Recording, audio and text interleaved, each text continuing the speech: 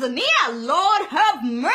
You know, while we are slacking in Nigeria and so many other countries, the man is doing wonders. Have you heard about the new president of Tanzania? They call him the bulldozer, and rightfully so, because the man is bulldozing corruption, laziness, and overspending among government officials. Ladies and gentlemen, meet the man that gladdens my spirit. I hope that all African presidents are watching. Well, they're probably not watching, but anyway, I hope they can learn a few lessons from the man, Dr. John Magufuli. He's a farmer's son whose first real job was a school teacher, and then he educated himself as an industrial chemist and eventually became Tanzania's Minister of Public Works before winning the election in November of last year. Yeah, just last year. You would not believe all that the man has done. The first thing he did was to suspend the Independence Day celebration. He said, what are we celebrating when people are dying of cholera? I was like, whoa, how many people have died of cholera in Tanzania?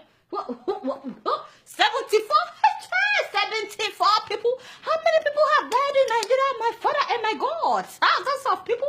Boko Haram has killed thousands of people in Nigeria, and we did not suspend any party or ceremony. Even our new president was in Ogun State, you know, celebrating in Ogun State after the incident that happened in Dalori. Meanwhile, a president cancelled Independence Day celebration because like 70-something people were killed by cholera. So they were supposed to spend 4 billion Tanzanian shillings on that ceremony. But Magufuli said, no.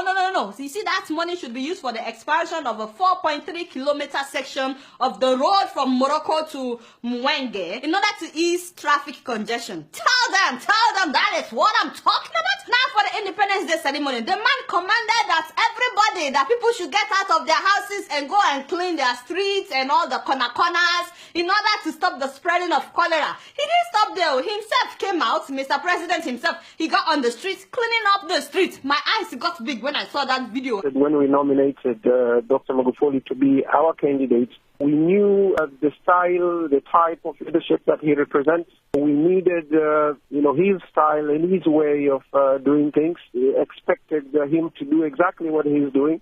When some Nigerian officials, even those that are not even presidents, they're not presidents, when they will be feeling pompous, because of what he did, his own officials also got on the streets, cleaning up the streets. Imagine what will happen the day we see Oga Saraki with a broom, or Oga Dino Melaye, or Senator Ben Bruce. That man's very loud on Twitter. Anyway, the man banned all foreign travels by public officials, public servants, except when it is essential travel, and they must get permission from him or from the chief secretary. In fact, on the 21st of November of last year, a group of 50 officials were going on a tour of Commonwealth countries. The president cut down the list from 50 people to 4 people, and he saved the government 600 million Tanzanian shillings. Recently, during the Commonwealth conference that President Uhuru Kenyatta attended alongside other senior government officials, his Tanzanian counterpart slashed the size of delegation to the conference from 55 to just 4, thereby saving millions of shillings. Money they would have spent on tickets, accommodation, and per diem, no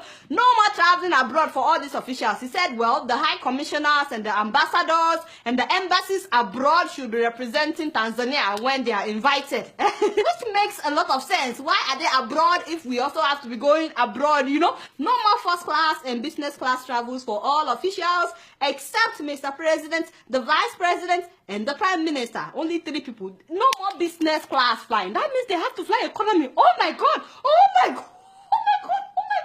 Some of them will collapse.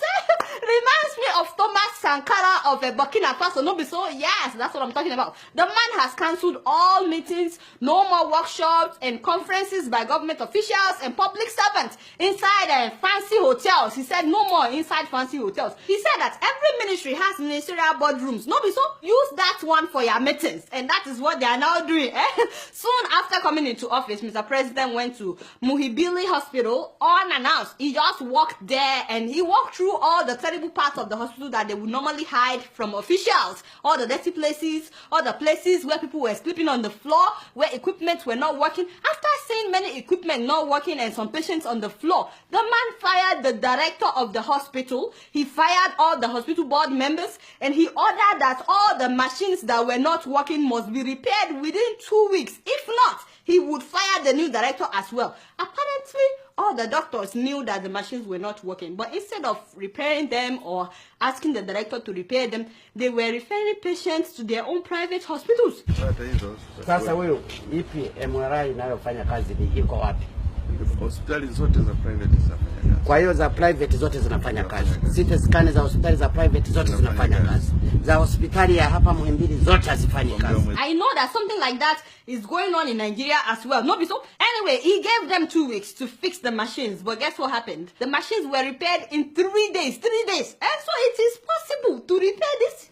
And then when they opened parliament, they planned a state dinner that would cost 300 million shillings. And when he heard about it, he said, you see this 300 million shillings, make it 25 million. Whatever we can eat with that, we will manage. Now, the rest of the money, he said they should use it to buy hospital bed for that hospital that he visited, you know, Muhimbili Hospital. So they bought 300 brand new beds and mattresses and 600 bed sheets from that money. Can you imagine? They would have eaten with that money and that would have been the end of it. Now they have 300 brand new beds to admit people into the hospital. By the way, he said that why were engineers using V8 engine vehicles when they were supposed to be using pickups? He said that is more suitable for their jobs. So now they've changed all the vehicles. No more sitting allowances for officials. He said, how the hell are you paid allowances for a job which you have a monthly salary? That also applies to members of parliament, by the way. No more sitting allowances. It was so funny when I heard that the day after he was sworn in, the State House officials were showing him around, you know, his new residence, but he was not really impressed by that. He said he decided to take a walk to the Ministry of Finance. He got there and he told them to get their acts together. He asked why some employees were not in office yet, and I heard that since that day, the traffic jam in the mornings has really increased because people no longer show up late to work after Mr. President's visit.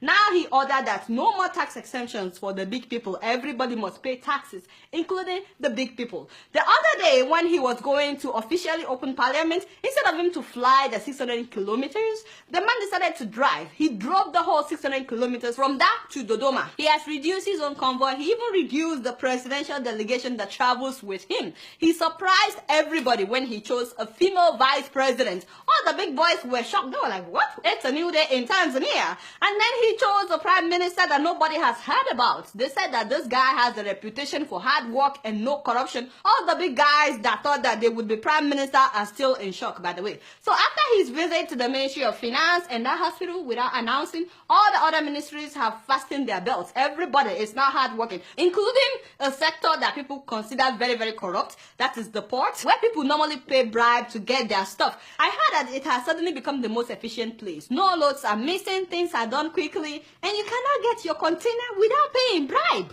And finally, all individuals and firms that bought state companies that were privatized, they've been told to either get to work or hand over that sector with immediate alacrity, hand it over back to the government. Some of them, I heard that they've not done anything in like 20 years, but now all of a sudden, they're all awake, doing stuff. The man has literally pressed the reset button in Tanzania. It's a new day in Tanzania. His motto is Hapakazi True. Some of you that are not from Tanzania, you probably don't understand.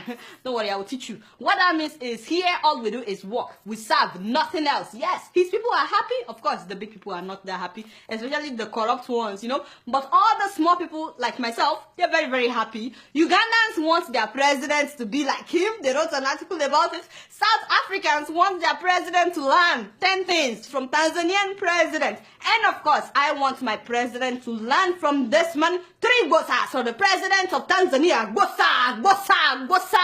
Now, having said that, my guy, we are very happy. We love you. You started well. Please continue to do not disappoint mama. If you keep up like this, very soon Tanzania will become the best country in Africa. No, be so. You guys are not doing anything. Guess what? I'm just keeping it real.